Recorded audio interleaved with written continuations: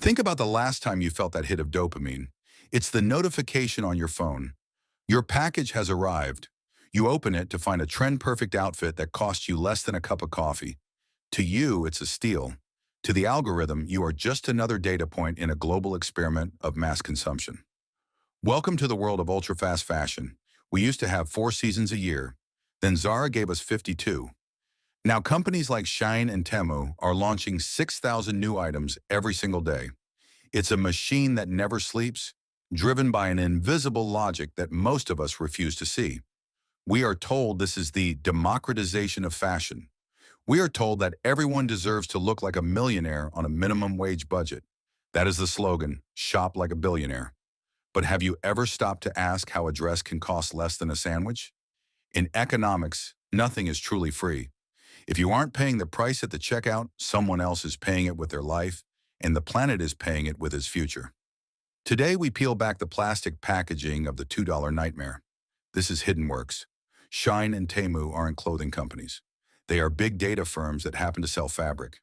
Their secret isn't style, it's surveillance. Their algorithm monitors every click, every scroll, and every micro trend on TikTok in real time.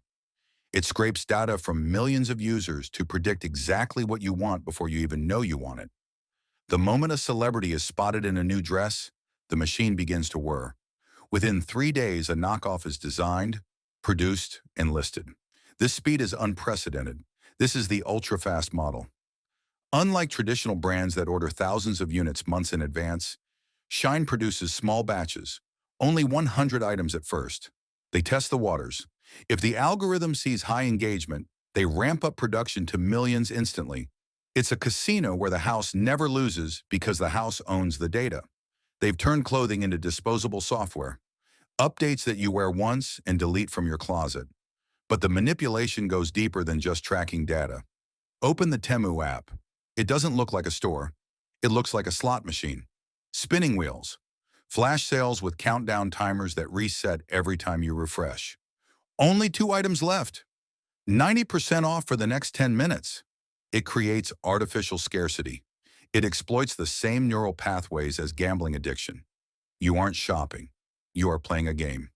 The prizes are cheap gadgets and polyester tops, but the cost is your attention and your money. They bombard you with free gifts to force you to recruit friends. It is a pyramid scheme disguised as e-commerce. They have weaponized boredom. They have turned the act of buying into a mindless reflex, bypassing your critical thinking entirely. You click, you buy, you forget, until the next notification comes. How do they ship a $2 shirt from China to your door in Kansas or London without losing money? The answer lies in a legal loophole known as de minimis.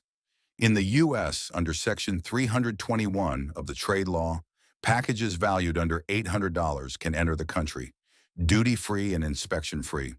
Traditional retailers import shipping containers full of goods and pay millions in tariffs. Shein and Temu dodge this system entirely. They ship millions of individual small packages directly to consumers.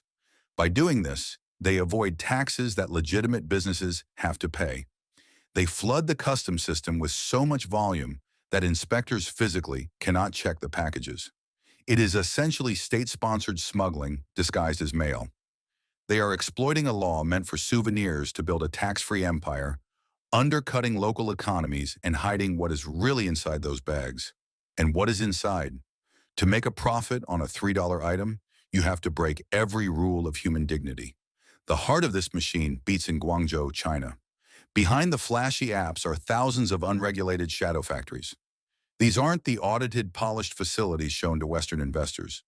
These are cramped rooms in residential buildings, hidden from view, often with barred windows and no fire exits. Here, the 11-11-7 schedule is the law. 11 a.m. to 11 p.m., 7 days a week. No weekends, no overtime pay, no safety nets. Workers are paid by the piece, pennies for every seam, every button. A mistake costs them a day's wages. If they slow down, they are replaced. It is a system designed to strip away the humanity of the producer so the consumer can feel a momentary thrill.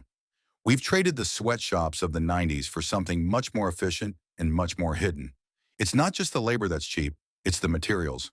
To keep costs at rock bottom, these companies use the lowest grade synthetic fibers, mostly polyester derived from oil. But it gets worse. Independent laboratory tests on garments from these platforms have found elevated levels of lead, phthalates, and PFAS. A jacket for a toddler from Shein was found to contain 20 times the legal limit of lead. Lead causes brain damage. It accumulates in the body.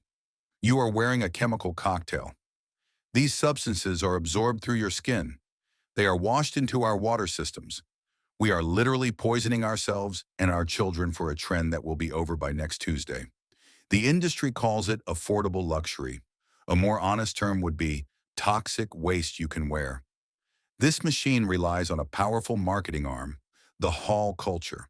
Go to TikTok or YouTube. You will see thousands of influencers unboxing massive piles of plastic bags. I spent $500 on Shein. Look what I got. They try on clothes they will likely never wear again. They normalize overconsumption. These influencers are the useful idiots of the fast fashion industry. They sell the fantasy that happiness comes in a poly mailer. They don't talk about the smell of chemicals when they open the bag. They don't talk about the loose threads. They just sell the vibe. And millions of young viewers watch, learn, and click add to cart. It is a cycle of validation through waste. So what happens when the trend dies? Because these clothes are made so poorly, they aren't designed to be washed. They fall apart, or they simply go out of style. The charitable promise of recycling is a myth. Most of these synthetic rags cannot be recycled because they are mixed blends of plastics. Instead, they are baled up and shipped to the global south. You will see dunes that aren't made of sand, but of discarded Shein tops and Temu sneakers. Mountains of clothes still with the tags on, rotting under the sun. They don't biodegrade. They sit there for centuries, leaking dyes and microplastics into the soil. We are using the most beautiful places on Earth as a trash can for our digital impulses. Ghana, Chile, Kenya, they are drowning in our bargains. The next time you see a haul video or an ad for a 90% off sale, look past the bright colors. Look past the spinning wheel on the app. Look at the red dust of the factories. Look at the plastic mountains in the desert. The $2 nightmare is only possible because we have decided that our boredom is more important than someone else's survival. We are being programmed to consume until there is nothing left. But the machine only runs as long as we keep feeding it. The choice is yours.